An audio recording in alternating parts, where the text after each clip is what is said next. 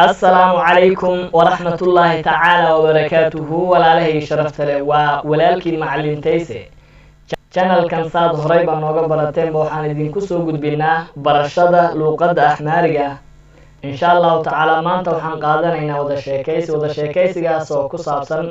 qof xanuunsanaya marka uu la kulmo doctorka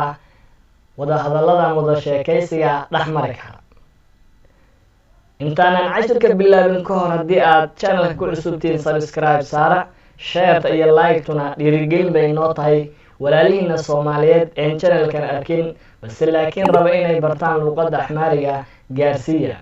aad iyo aad ayaad u mahadsantiin sidoo kale waxaad naga heli kartaan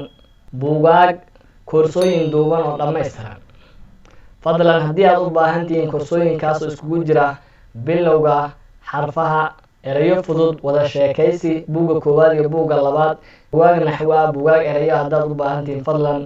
lambarka shaashada idinka muuqda nagala soo xiriira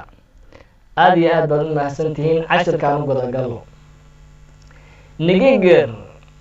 Hakim Beit West goob dhakhtar dhexdiis weeyaan himamtanyaun bukaanka yiwan barlay kursigan korkiisa askamid ood fariisiya ama ku fariisiya himamtanyaun bukaanka yiwan barlay kursigan korkiisa askamid ood fariisiya ama ku fariisiya ishii doctor haye doctorow abbaad aabo yeetna xageeba yamiamik ku xanuunaysa abbaad aabe yeetna xageeba yamiamik ku xanuunaysa abbaad waa aabe balse laakiin dad walbay ka dhahaan marmarka qaar abbaad ay dhahaan uu yahay yeetna xageeba yamiamik ku xanuunaysa kuwaas kubad iyo tajaawad iyaale anigoo kubad ciyaaraya kuwaas kubad iyo tajaawad iyaale anigoo ciyaaraya qani igiree lugtayda midig tasabare ayaa jabtay ama ijabtay kuwaas iyo tajaawad iyaale anigoo kubad ciyaaraya qani igiree tasabare lugtayda midig baa ijabtay iskiibal surrihin surwaalkaaga kaf aadirgi kor u qaad iski surrihin kaf aadirgi surwaalkaaga bal kor u qaad ad intuu laftu tasabrual way jabtay ad intuu tasabrual laftii baa jabtay silasiisa daraadeed qadhood igana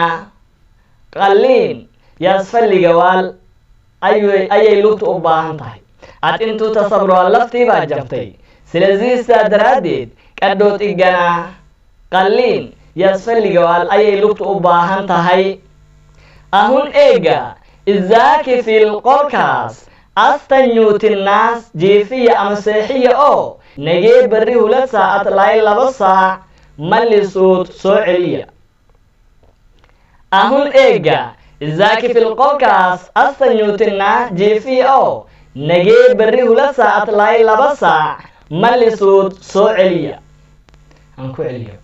himamtanyaun bukaanka yiwan barlay kursigan korkiisa askamid ood fariisiya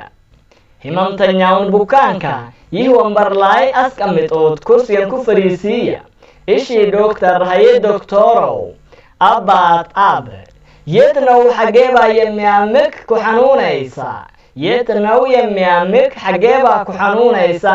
kuwaas iyo tajaawad iyaale anigoo kubad ciyaaraya qani igiree tasabare lugtayda midig baa jabtay